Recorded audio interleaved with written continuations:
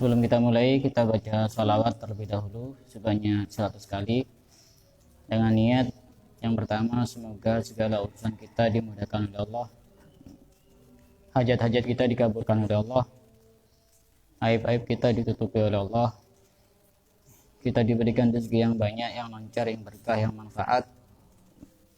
Kita niatkan agar yang sakit disembuhkan oleh Allah, yang susah dibahagiakan oleh Allah, yang punya masalah diberikan jalan keluar yang terbaik oleh Allah. Kita niatkan agar kita selalu bisa mendapatkan ridha Allah Subhanahu wa taala. Kita niatkan agar kita bisa mati dalam keadaan husnul khatimah.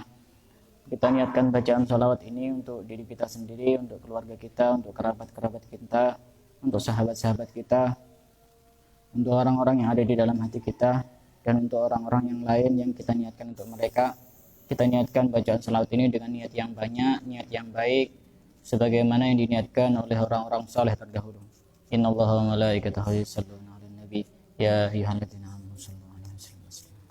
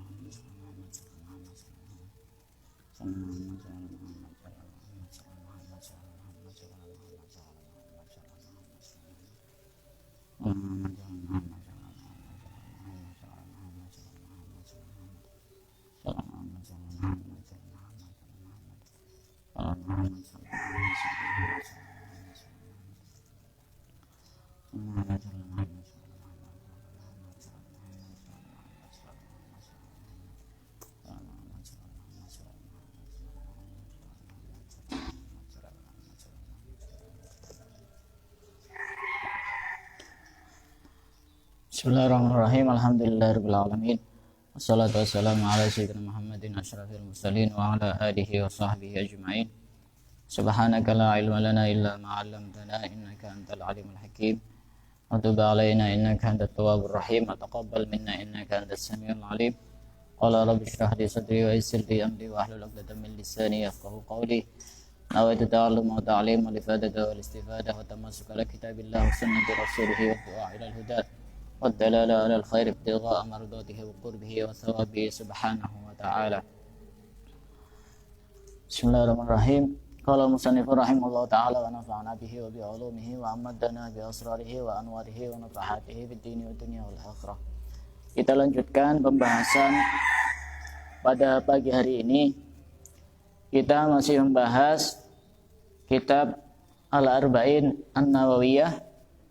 Kita melanjutkan tentang biografi beberapa sahabat yang ada pada muqaddimah Al-Arba'in An-Nawawiyah.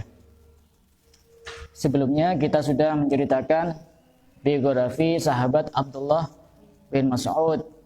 Beliau termasuk orang yang selalu dekat dengan Rasulullah, menjadi pelayannya Rasulullah, as-sabiqun al-awwalun. Juga kemarin sudah kita ceritakan Mu'ad bin Jabal adalah salah seorang yang paling mengerti tentang halal dan haram. Kemudian ada namanya Abu Darda. Siapa Abu Darda? Seorang sahabat yang sangat istimewa, yang pernah diajarkan doa yang juga sangat istimewa dari Rasulullah. Kemudian juga ada sahabat Abdullah bin Umar. Ini adalah putranya Umar bin Khattab. Ada Abdullah bin Abbas. Ini adalah putranya, pamannya Rasulullah. Sekarang kita akan berlanjut menceritakan sedikit sekilas tentang biografi sahabat Sayyidina Anas bin Malik. Anas bin Malik ini mendapatkan kunyah dari Rasulullah, dijuluki Abu Hamzah. Anas bin Malik ini nama lainnya Abu Hamzah, dijuluki Rasulullah Abu Hamzah. Anas bin Malik ini punya seorang ibu yang bernama Ummu Sulaim. Nama ibunya Anas bin Malik ini adalah Ummu Sulaim. Kemudian ayahnya namanya Malik bin Nadhr. Malik bin Nadhr. Pada saat itu Ummu Sulaim ini mendengar kabar tentang Islam, sehingga Ummu Sulaim ini memeluk agama Islam dan mengajak anaknya Anas yang masih kecil untuk juga memeluk agama Islam. Tapi kemudian suaminya Ummu Sulaim ini ketika diajak masuk Islam, dia tidak mau dan bahkan marah-marah, sehingga dia pergi dari rumah dan pindah ke satu kota sampai dia wafat di sana. Pada saat itu Rasulullah ketika masih berada di Mekah, Ummu Sulaim ini mendengar kabar bahwa Rasulullah akan hijrah ke Madinah. Sehingga Ummu Sulaim ini mendidik anaknya yang bernama Anas bin Malik ini dengan didikan yang begitu sangat hebat. Anas bin Malik ini dididik bagaimana mencintai Rasulullah. Itu Rasulullah belum pernah bertemu dengan Anas bin Malik. Tapi Ummu Sulaim ini tiap hari menceritakan tentang keindahan Rasulullah, kepribadian Rasulullah, keistimewaan Rasulullah. Sampai Anas bin Malik yang masih kecil, usia kira-kira 10 tahun atau bahkan kurang dari 10 tahun, dia merindukan Rasulullah dengan kerinduan yang sangat membara. Dia tidak tahan ingin bertemu dan berjumpa dengan Rasulullah. Sehingga kemudian Ummu Sulaim ini suatu ketika sudah ditinggal suaminya yang bernama Malik bin Nadhr, ada seorang laki-laki yang bernama Abu Talhah. Abu Talhah ini punya keinginan untuk melamar Ummu Sulaim. Sedangkan Abu Talhah ini agamanya bukan agama Islam, tapi agama kafir. Kemudian akhirnya Ummu Sulaim ini berkata kepada Abu Talhah, "Ama ini fiki la raghibah. Ama ini fika la raghibah." Memang aku menginginkanmu, kata Ummu Sulaim. "Walakinnaka rajulun kafirun wa ana imra'atun muslimah." Akan tapi engkau adalah laki-laki yang kafir, sedangkan aku adalah perempuan yang muslimah. Coba ini bisa kita petik pelajaran yang sangat berharga. Apa yang dikatakan oleh Ummu Sulaim? Ini Abu Talhah ini sangat cinta kepada Ummu Sulaim dan melamar Ummu Sulaim. Hanya saja Ummu Sulaim ini tidak mau dilamar oleh Abu Talhah selama dia masih memeluk agama kafir, bukan orang Islam. Apa yang dikatakan oleh Ummu Sulaim, ibunya Anas bin Malik ini? "Fa in taslam fadzalika mahri, la as'aluka ghairah." Jika engkau masuk Islam, maka itu sudah aku jadikan maharku. Aku tidak ingin meminta sesuatu yang lain. Orang itu seperti itu. Ketika ada orang laki-laki meminta kepada seorang perempuan, sudah semestinya yang perlu diteliti itu adalah agamanya. Apa yang perlu dibanggakan jika misalnya ada seorang laki-laki yang sangat kaya, sangat gagah, sangat tampan, tapi agamanya tidak baik, atau bahkan dia tidak memeluk agama Islam? Yang perlu dibanggakan apa? Ini Ummu Sulaim ini sangat cerdas. Orang yang sangat cerdas. Jadi dia minta mahar yang sangat istimewa sekali. Bukan uang, bukan harta, bukan rumah. Tapi minta mahar agar yang meminangnya itu memeluk agama Islam. Tidak meminta yang lain. Kemudian Abu Talhah ini karena keseriusannya ingin meminang Ummu Sulaim, akhirnya Abu Talhah fa'aslama Abu Talhah wa tazawwajaha. Akhirnya Abu Talhah ini memeluk agama Islam dan kemudian menikahi Ummu Sulaim. Laki-laki yang baik juga seperti itu. Dia harus bisa berubah sebab kekasihnya, tapi berubah dalam rangka berubah yang baik. Seperti ini juga tidak apa-apa, mensyaratkan seperti itu juga tidak apa-apa. Akhirnya ini berkat didikan Ummu Sulaim yang begitu sangat hebat kepada Anas bin Malik. Kemudian sampai akhirnya Rasulullah datang ke Madinah. Rasulullah dari Mekah datang ke Madinah. Pada saat itu orang-orang Madinah ini sudah mempersiapkan segala sesuatu untuk menyambut kedatangan Rasulullah. Sebagian orang itu ada yang menawarkan harta, ada yang menawarkan unta, ada yang menawarkan kurma, ada yang menawarkan rumah, dan lain sebagainya. Hanya saja keluarga Ummu Sulaim ini keluarga yang miskin, tidak punya apa-apa. Yang dimiliki Ummu Sulaim ya anaknya itu, namanya Anas bin Malik. Anas bin Malik ini tidak sama seperti Malik bin Anas. Anas bin Malik ini adalah seorang sahabat, sedangkan Malik bin Anas adalah pendiri madhab Maliki. Yang dipunyai Ummu Sulaim ini adalah satu-satunya ya anaknya itu yang paling berharga, Anas bin Malik. Tapi ini Anas bin Malik ini anak yang begitu sangat cerdas, anak yang sangat istimewa, yang begitu sangat taat kepada orang tuanya, terutama kepada ibunya. Ketika Rasulullah datang ke Madinah, semua orang sudah menawarkan segala sesuatunya. Tapi apa yang ditawarkan oleh Ummu Sulaim kepada Rasulullah? Ummu Sulaim berkata kepada Rasulullah, "Ya Rasulullah, khudh hadza gulaman yakhdimuka." Ya Rasulullah, ambillah anak saya ini biar dia menjadi pelayanmu. Jadi Anas bin Malik ini pekerjaannya pembantu, pelayan. Tapi bukan sekedar pembantu atau pelayan. Yang dilayani itu siapa? Yang dibantu itu siapa? Manusia paling mulia, manusia paling utama, manusia paling istimewa. Jangan merendahkan pembantunya Anas bin Malik. Pembantu yang sangat istimewa ini Anas bin Malik. Apalagi sebelum Rasulullah datang ke Madinah, Anas bin Malik ini sudah menyimpan kecintaan dan kerinduan yang sangat menggelora di dalam hatinya untuk bisa berjumpa dengan Rasulullah. Itu kenapa cinta kepada Rasulullah itu tidak sama dengan cinta kepada sesama kita. Jika ada yang mengatakan cinta itu datang dari mata turun ke hati, tapi tidak cinta kepada Rasulullah. Apakah memungkinkan ada orang yang tidak pernah melihat Rasulullah kemudian mencintai Rasulullah? Sangat mungkin. Contohnya siapa? Anas bin Malik. Tidak usah jauh-jauh Anas bin Malik. Kita yang hidup di masa ini saja, yang tidak pernah melihat Rasulullah, baik di dalam mimpi maupun di alam sadar, bisa saja kita ini mencintai Rasulullah. Padahal kita tidak pernah melihat Rasulullah.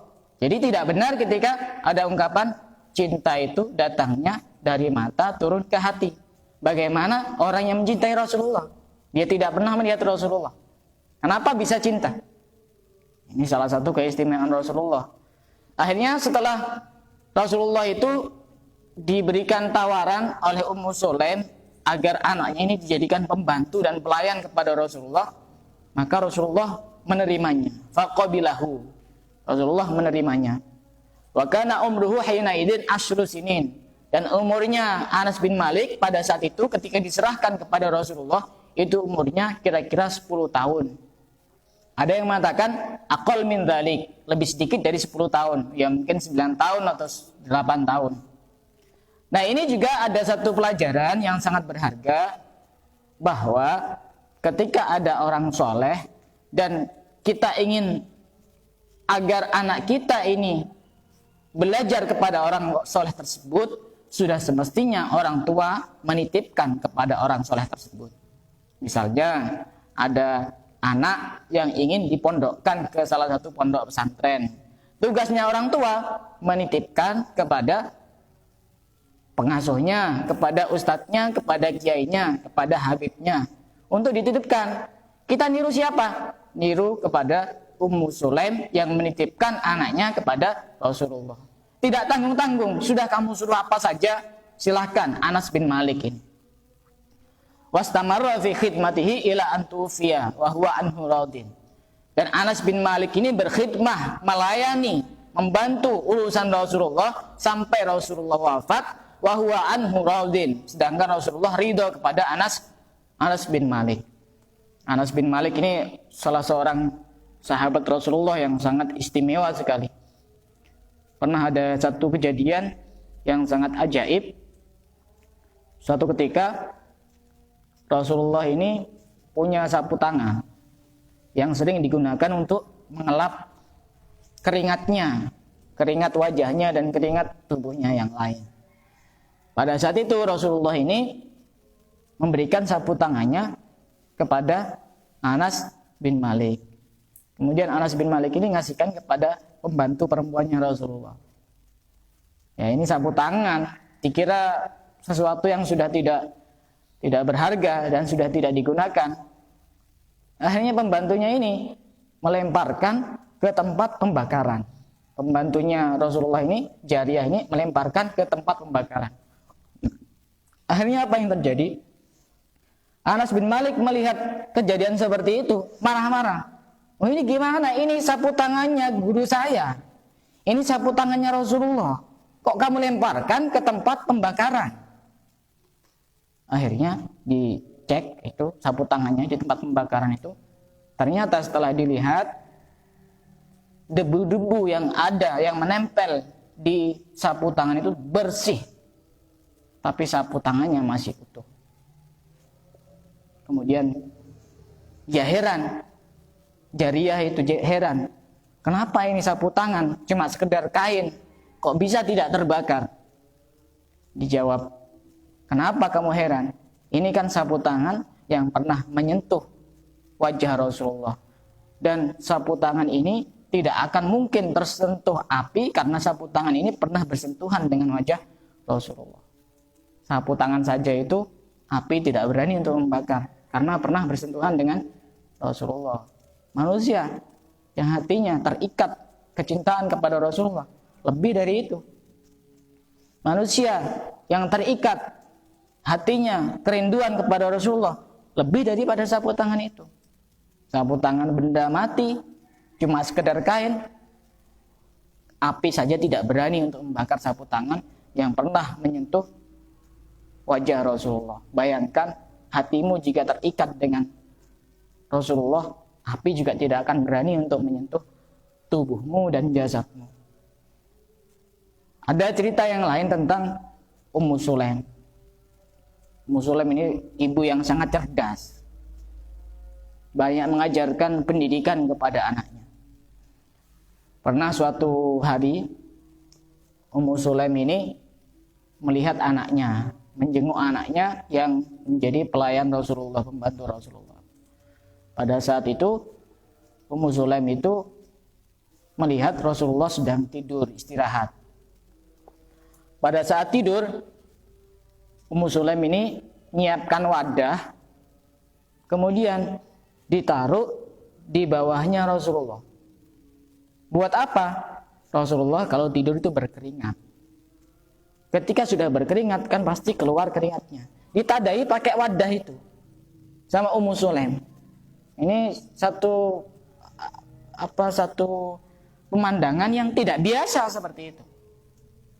Ketika Rasulullah terbangun dan melihat apa yang dilakukan oleh Ummu Sulaim, Rasulullah bertanya kepada Ummu Sulaim, ibunya Anas bin Malik, kenapa engkau melakukan itu?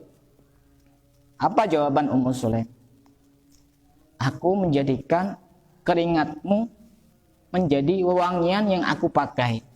Aku bertabaruk dengan mengambil berkah dengan keringat yang keluar dari tubuhmu, wahai Rasulullah. Apa jawaban Rasulullah? Apakah Rasulullah kemudian mengingkari atau bahkan melarang? Rasulullah membenarkan dan mengiyakan apa yang dilakukan oleh Ummu Sulaim. Tidak ada parfum minyak wangi yang lebih wangi daripada keringatnya Rasulullah. Dan bahkan dalam satu riwayat diceritakan seandainya Rasulullah melewati satu tempat atau melewati pasar, kemudian keringatnya jatuh di tanah, di bumi, maka seisi pasar tersebut kemudian berbau wangi yang sangat harum sekali. Dan salah satu ciri tempat yang pernah disinggahi Rasulullah itu adalah di tempat itu pasti baunya harum. Jadi para sahabat sudah bisa nebak, oh Rasulullah habis dari sini. Kenapa kok habis dari sini? Baunya harum. Harumnya tidak seperti parfum-parfum yang lain, wewangian yang lain. Lebih harum daripada minyak misik. Keringat Rasulullah, keringatnya kita, Masya Allah, astagfirullahaladzim. Keringatnya Rasulullah paling wangi. Tidak ada yang melebihi wanginya keringatnya Rasulullah. Dan bahkan pernah ada satu cerita nyata di Mesir. Ini pernah diceritakan, saya pernah mendengar ceramah ini pada saat ada acara peringatan Maulid Nabi yang pada saat itu di pondok saya di Jombang itu mengundang Habib Jamal Malang. Beliau bercerita bahwa dulu di Mesir itu ada seorang laki-laki yang sangat tampan, gagah, pokoknya perfect ya, perfect. Laki-laki itu sudah banyak digandrungi oleh banyak wanita. Pada suatu ketika ada perempuan yang sangat cantik yang menginginkan laki-laki itu. Dan perempuan ini sudah ambil strategi, ini biasanya laki-laki ini jam sekian lewat di depan rumah saya. Benar, jam segitu laki-laki ini lewat di depan rumahnya. Dan perempuan yang sangat cantik ini sudah bersiap-siap untuk menjalankan aksinya, visi dan misinya. Jadi setelah laki-laki ini keluar lewat depan pintu rumahnya, dia sudah menunggu di pintu itu. Setelah laki-laki ini sudah lewat dari pintunya ini, langsung ditarik laki-laki itu sama perempuan itu. Ditarik, kemudian pintunya ditutup sama perempuan itu dikunci, kemudian diajak masuk ke kamar. Setelah masuk ke kamar, perempuan ini bilang kepada laki-laki ini, kamu jangan berteriak. Nanti kalau kamu berteriak, saya akan berteriak, kamu telah memperkosa saya. Kata perempuan ini mengancam. Terus apa yang kamu inginkan, kata laki-laki itu? Saya menginginkan kamu malam ini. Paham ya? Saya menginginkan kamu malam ini. Ya, akhirnya laki-laki ini berkata, apa kamu tidak takut kepada Allah? Ittaqillah, takutlah kepada Allah. Sudah, karena sudah syahwatnya memuncak, nafsunya juga ini membuncah, tidak dihiraukan itu apa perkataan laki-laki itu. Akhirnya laki-laki ini izin kepada perempuan ini. Ya sudah, begini saja. Sebelum kita melakukan sesuatu, saya izin dulu. Izin mau kemana? Saya mau ke kamar mandi, mau ke jeding. Jeding yang di situ ada ininya, ada tempat WC-nya. Yang WC pada saat itu kan tidak sama seperti WC sekarang. WC pada saat itu semacam lubang yang digali, kemudian ada kayu digunakan untuk tumpuan ketika dia duduk. Jadi nanti kotorannya masuk ke situ. Tidak sama seperti yang sekarang pada saat itu. Ini diizinkan. Pikir dari perempuan ini, oh ini sudah laki-lakinya ganteng, tampan, gagah, apalagi habis mandi. Kayak apa itu nanti? Tapi apa yang dilakukan laki-laki ini? Karena laki-laki ini takut kepada Allah, akhirnya laki-laki ini pada saat masuk di ruangan khusus itu, dia melumurkan tubuhnya dengan kotoran. Melumurkan tubuhnya dengan kotoran, dilumuri semuanya. Ini lulur herbal itu. Lulur alami tanpa bahan pengawet. Dilulurkan ke seluruh tubuhnya. Kemudian sudah selesai semuanya, akhirnya keluar menemui perempuan yang sudah bersiap-siap itu. Sudah siap perempuannya itu. Siap 86. Semangat 45. Akhirnya apa? Apakah perempuan ini kemudian masih bernafsu dan berhasrat kepada laki-laki itu? Diusir laki-laki itu. Pergi, siapa yang mau melayani orang seperti ini? Baunya kayak gini. Hanya, ya alhamdulillah, ini laki-laki ini selamat. Hanya pergi dengan kondisi seperti itu. Pergi, ini dilihat banyak orang. Itu kok ada WC berjalan itu? Kok kayak gitu orang itu? Tubuhnya sudah diluluri kotoran yang sangat banyak, kotoran manusia. Itu ada WC berjalan, ada laki-laki yang baunya sangat menyengat. Hanya sampai rumahnya, laki-laki ini sedih dengan ucapan orang-orang yang mengejek dan menghinanya. Di dalam rumah, akhirnya laki-laki ini tidur, ganti baju tidur. Nah, pada saat tidur, terjadi satu keajaiban, laki-laki ini mimpi ketemu Rasulullah. Di dalam mimpi itu, laki-laki ini curhat kepada Rasulullah. Ya Rasulullah, saya dikatakan ini ada WC berjalan, ada kotoran berjalan, dan seterusnya. Akhirnya apa? Di dalam mimpinya itu, Rasulullah mengusap laki-laki itu dengan tangan mulianya. Diusap sekujur tubuh. Akhirnya tiba-tiba laki-laki itu terbangun, dan setelah terbangun, ternyata ada bau wangi yang sangat semerbak yang tidak pernah dijumpai sebelumnya. Sangat wangi, seisi kamar itu sangat wangi.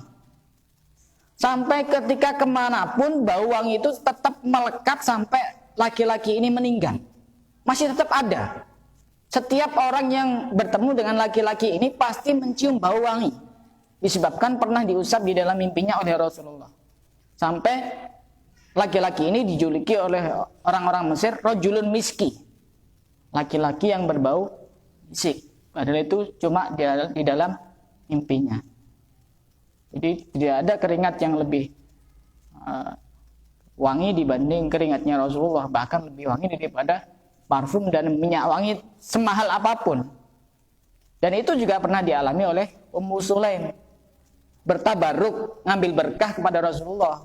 Jadi ngambil berkah itu ada tuntunannya, bukan bid'ah, bukan haram, bukan mengada-ngada.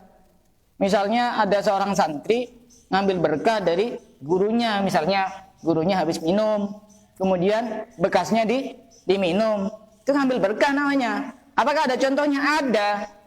Jangan sedikit-sedikit haram, bid'ah. Nah, itu berarti tidak pernah ngaji. Anas bin Malik. Anas bin Malik ini orang yang sangat dicintai Rasulullah. Ya karena masih kecil tuh lucu Anas bin Malik itu. Rasulullah ini sering memanggilnya dengan panggilan Unais, Anas kecil, panggilan kesayangan. Bahkan Anas bin Malik ini kadang-kadang juga main. Jadi pada saat melayani Rasulullah, waktunya melayani, Anas bin Malik ini main. Ini dicari sama Rasulullah. Ini mana ini Anas ini? Dilihat, oh ternyata main sama teman-temannya yang lain. Setelah itu kemudian Rasulullah menghampiri Anas bin Malik, mau menggoda Anas bin Malik. Digoda dari belakang, matanya ditutup pakai tangannya. Rasulullah tidak berkata apa-apa. Tapi Anas bin Malik ini anak yang sangat cerdas. Dia punya keyakinan bahwa tidak ada tangan yang lebih halus dibanding tangannya Rasulullah. Dia sudah tahu ini siapa. Cuma Anas bin Malik ini juga bergurau sama Rasulullah. Ini siapa ya? Ini siapa ya? Padahal sudah tahu. Karena tidak ada tangan yang sama seperti tangannya Rasulullah yang sangat halus. Lebih halus daripada sutra. Akhirnya dibuka. Oh ternyata Rasulullah. Tapi sudah tahu Anas bin Malik ini. Cuma ingin bergurau dan bercanda dengan Rasulullah. Biar lebih akrab dan lebih tinggi, kuat kecintaannya kepada Rasulullah. Anas bin Malik ini sangat luar biasa. Khodamtun Nabi asyra sinin. Aku pernah berkhidmah kepada Nabi, melayani Nabi selama 10 tahun. Beliau berkata, "Fama qala li syai'in fa'altuhu lima fa'altahu." Rasulullah tidak pernah berkata kepadaku ketika aku melakukan sesuatu, Rasulullah tidak pernah bertanya, "Kenapa kamu melakukan itu?" Rasulullah juga tidak pernah berkata kepadaku ketika aku meninggalkan sesuatu, "Kenapa engkau meninggalkan itu. Kenapa engkau tidak melakukan itu? Tidak pernah. Rasulullah ini sosok yang begitu sangat penyabar kepada siapapun. Karena satu ketika Anas bin Malik ini menuangkan air ke tangannya Rasulullah. Kemudian Rasulullah mengangkat tangannya sambil berkata kepada Anas bin Malik, ini ada pelajaran yang sangat penting. Ala u'allimuka thalatha khisal tantafi'u biha. Wahai Anas, maukah kamu saya ajari 3 perkara yang kamu bisa mengambil manfaat dari 3 perkara itu? Faqultu bala. Ya wahai Rasulullah. Apa 3 perkara itu? Kata Rasulullah. Mata laqaita min ummati ahadan fasallim alaihi. Kapan saja kamu ketemu dengan siapapun, ucapkan salam kepadanya. Yatil umruka. Maka umurmu akan panjang, akan umur panjang, akan diberikan umur panjang. Jadi jangan kita mengikuti tradisi orang sekarang. Ketika ketemu sama temennya, bro, itu tradisinya siapa? Kita mau nuduh siapa? Ketemu sama temannya ya salam, assalamualaikum. Apa kata Rasulullah? Yatil umruka, umurmu akan menjadi umur yang panjang. Wa idza dakhalta, kecuali laki sama perempuan atau perempuan sama laki-laki, lebih baik tidak usah mengucapkan salam. Itu laki-laki sama laki-laki atau perempuan sama perempuan. Wa idza dakhalta baitaka fasallim alaihim yaksuru khairu baitika. Dan jika engkau masuk rumahmu, maka ucapkanlah salam, maka akan banyak kebaikan di dalam rumahmu. Jadi ketika mau masuk rumah, biasakan membaca salam, assalamualaikum, baik itu ada orangnya maupun tidak ada orangnya. Kenapa kalau kita ucapkan salam? Karena di situ ada makhluk-makhluk yang lain yang juga tinggal di situ. Ketika kita mengucapkan salam itu kan mendoakan keselamatan, ya. Assalamualaikum, semoga keselamatan atas kalian, atasmu. Dan tidak ganggu itu yang tinggal di situ karena didoakan keselamatan. Nanti juga dijawab oleh mereka ketika tidak ada penghuni rumahnya atau dijawab oleh malaikat. Itu diajarkan Rasulullah. Orang yang sering mengucapkan salam ketika mau masuk rumah, maka akan banyak kebaikan di dalam rumah itu. Dan bahkan Rasulullah ini pernah memberikan resep kepada salah seorang sahabat yang pada saat itu mengeluhkan tentang urusan rezekinya. Akhirnya Rasulullah memberikan resep yang sangat simpel, tapi ini bisa memperbanyak rezekinya. Apa resep Rasulullah? Ketika masuk rumah, ucapkan salam, baik ada orangnya maupun tidak ada orangnya. Setelah itu, kemudian baca sholawat 1 kali kepadaku. Kemudian baca surat Al-Ikhlas 1 kali. Baca surat Al-Ikhlas 1 kali. Sebagian riwayat yang lain menambahi baca ayat kursi 1 kali. Jadi ada 4 bacaan. Salam, kemudian sholawat, Al-Ikhlas 1 kali, kemudian ayat kursi 1 kali. Nah ini dilakukan itu sama sahabat yang mengadu kepada Rasulullah itu. Jarak beberapa hari, sahabat ini datang lagi kepada Rasulullah. Bukan karena mengeluhkan urusan rezekinya, tapi memberikan kabar gembira kepada Rasulullah bahwa Allah mengalirkan rezeki yang begitu sangat deras kepada dirinya sampai dia bisa berbagi kepada tetangga dan kerabatnya. Ini amalan yang sangat ampuh dari Rasulullah. Amalan yang begitu sangat luar biasa, yang sangat sederhana. Padahal itu tidak butuh waktu yang cukup lama. Itu yang kedua. Wa sholli sholatat duha fa innaha sholatul awwabinal abror. Dan sholatlah duha karena sesungguhnya sholat duha adalah sholatnya orang awwabin, orang yang banyak kembali kepada Allah. Kenapa disebut al-awwabin, orang yang banyak kembali kepada Allah? Karena pada saat waktu-waktu duha itu orang itu pikirannya sudah urusan pekerjaan, urusan duniawi. Jadi orang yang sholat duha berarti dia termasuk orang yang awwabin, yang kembali kepada Allah. Pada suatu hari, ini masih menjelaskan tentang Anas bin Malik, masih belum menjelaskan Abu Sa'id Al-Khudri. Pada suatu hari, ibunya Anas bin Malik ini berkata kepada Rasulullah, "Ya Rasulullah, khwaidi muka Anas ud'ullaha lahu." Wahai Rasulullah, pelayan kecilmu yang bernama Anas ini, doakanlah untuk Anas, anakku ini. Makanya kalau kita ketemu sama orang soleh, sudah semestinya kita minta doa kepada orang soleh agar didoakan kita sendiri atau anak kita atau keluarga kita. Jangan ketika ketemu orang soleh kita tidak memanfaatkan kesempatan untuk meminta didoakan. Akhirnya Rasulullah saking cintanya kepada Sayyidina Anas bin Malik, Rasulullah mendoakan dengan doa yang sangat dahsyat.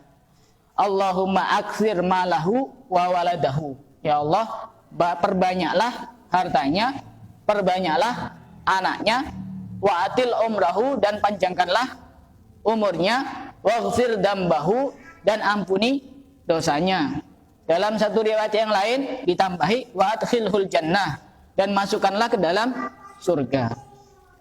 Sebab doa dan keberkahan dari doa Rasulullah, Anas bin Malik ini mempunyai anak yang sangat banyak.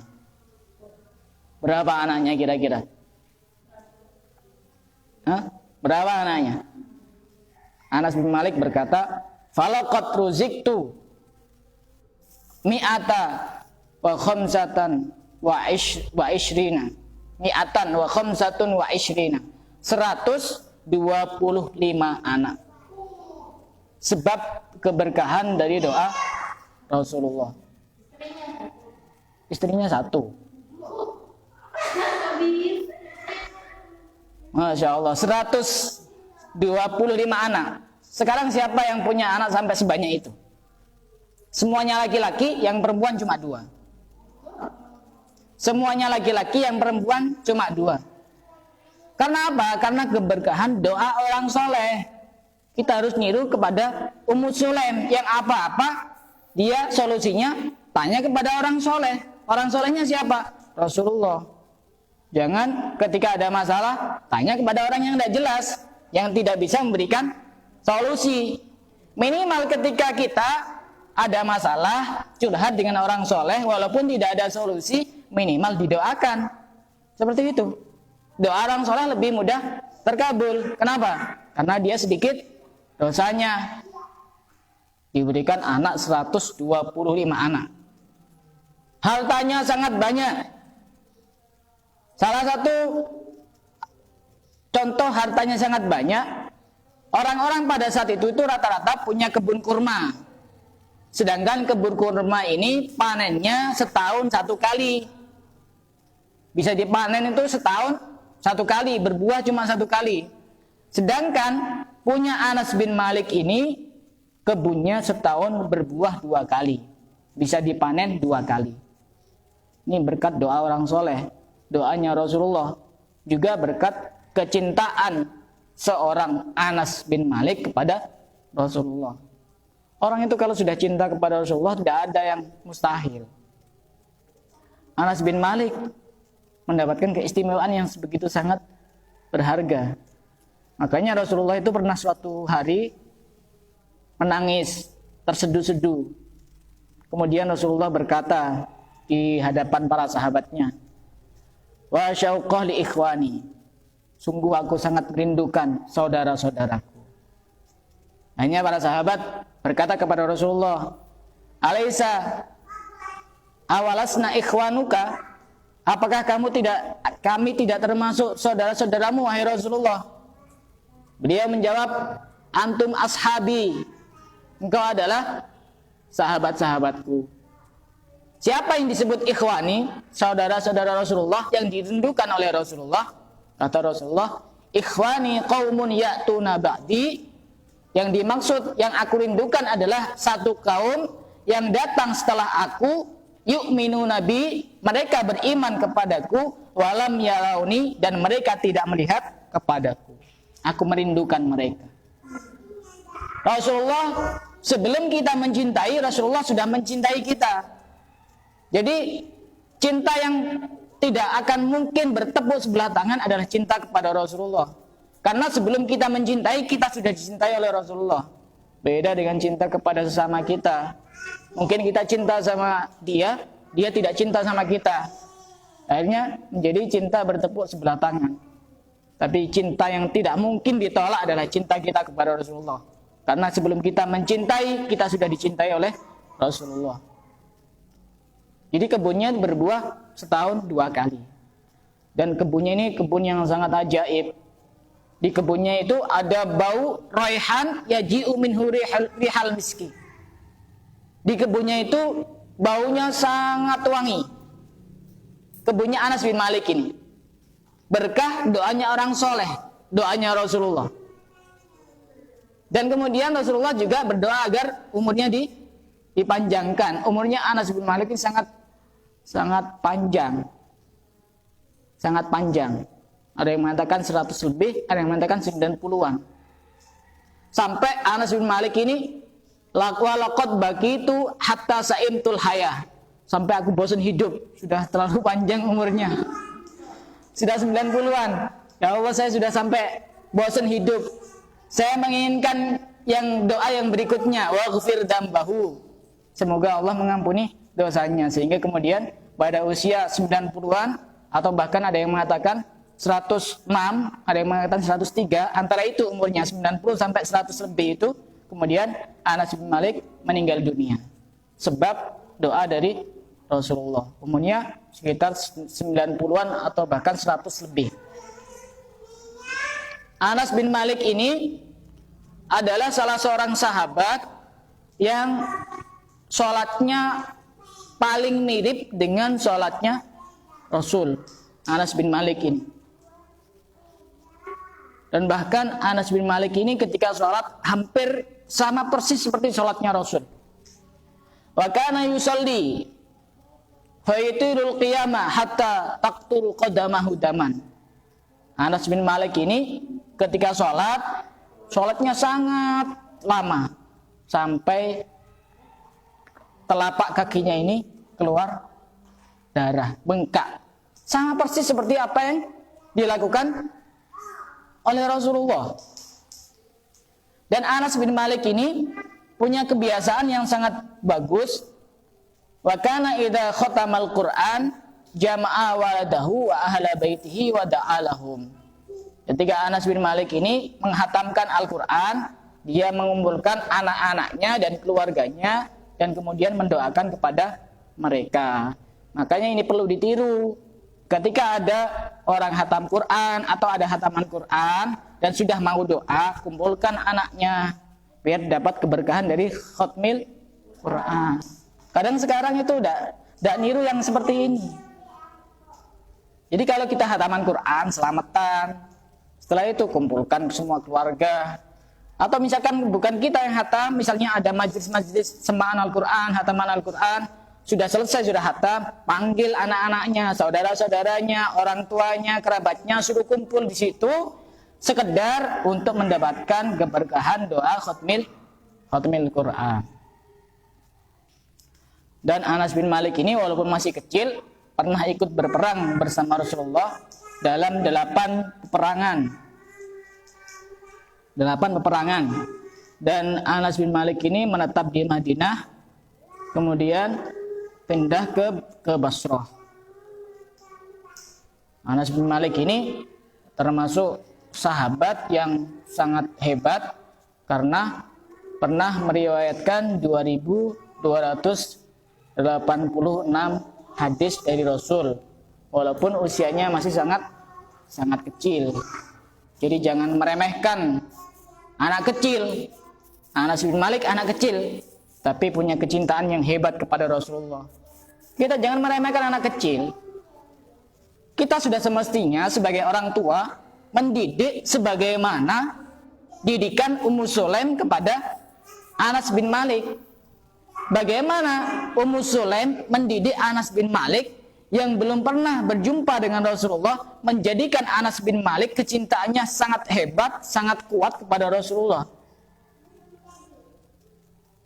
Kita sudah semestinya seperti itu, mendidik anak kita. Tiap hari kita ceritakan tentang Rasulullah. Rasulullah seperti ini wajahnya, cara makannya seperti ini, cara minumnya seperti ini.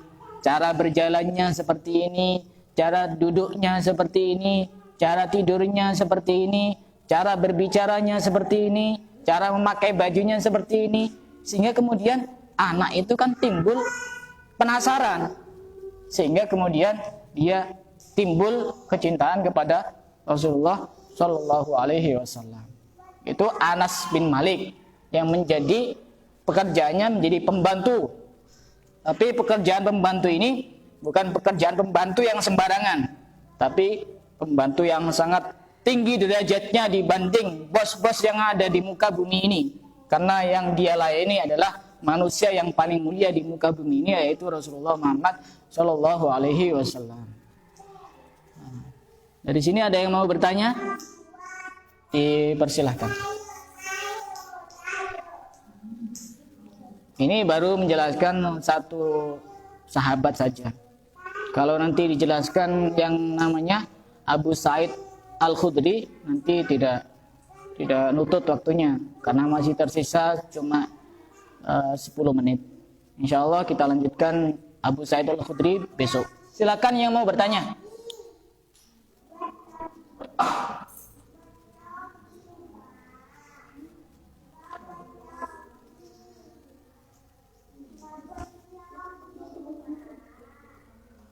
Ada pertanyaan? Ya.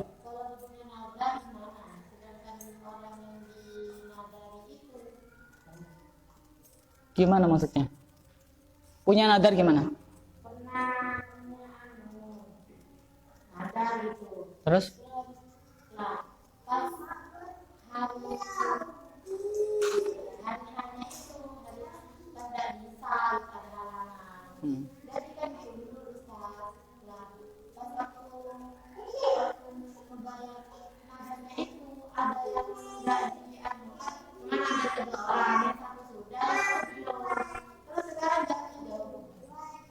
Iya.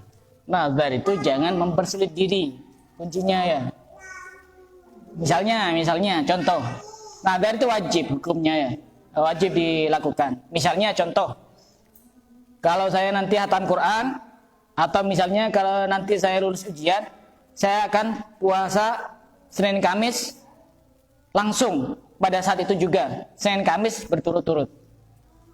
Kalau seperti itu kan menyulitkan. Kenapa? Karena tidak mesti dia bisa. Caranya bagaimana? Saya akan puasa Senin Kamis, tidak tahu sebisa saya. Nah, tadi seperti itu, jangan menyulitkan diri. Nanti kan akhirnya kita terjatuh kepada perbuatan dosa karena melanggar nadarnya. Bagaimanapun, nadar itu hukumnya wajib, kecuali nadar untuk melakukan hal-hal yang tidak baik, hal-hal yang maksiat. Nadar yang seperti itu wajib dilanggar. Contohnya, misalnya, kalau nanti saya lulus ujian, saya akan nonton konser misalnya, konser dangdut misalnya. Pada saatnya nanti, misalnya ada konser dangdut di alun-alun, langgar nadarnya tidak apa-apa, tidak dosa. Kenapa? Karena berhubungan dengan perkara yang dosa. Tidak apa. Kalau nadar berhubungan dengan perkara yang dosa itu justru wajib dilanggar. Jangan kemudian beralasan, oh saya sudah kadung nadar nanti dosa. Dosanya tambah banyak itu nanti. Hah? Lupa, ya tetap. Kalau dia ingat ya. Iya. Tetap wajib dia mendapatkan tanggungan.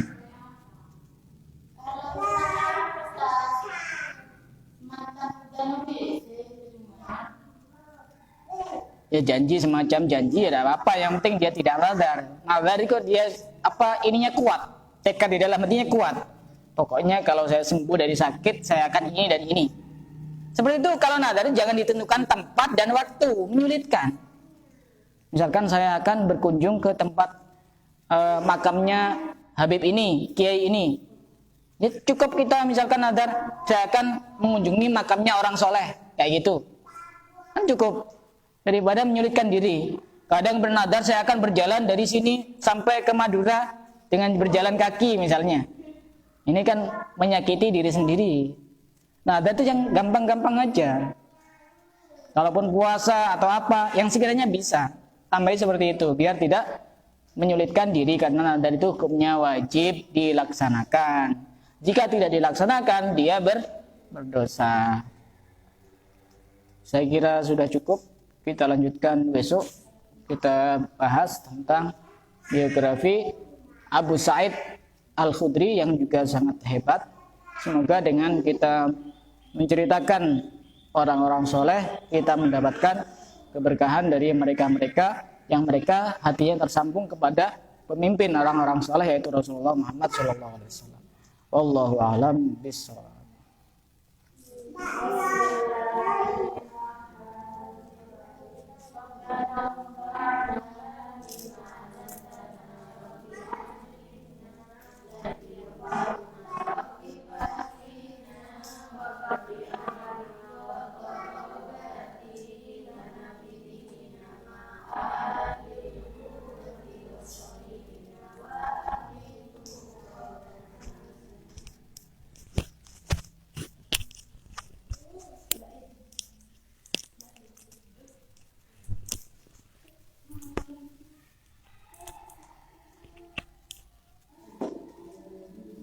Selesai. Terus bagikan.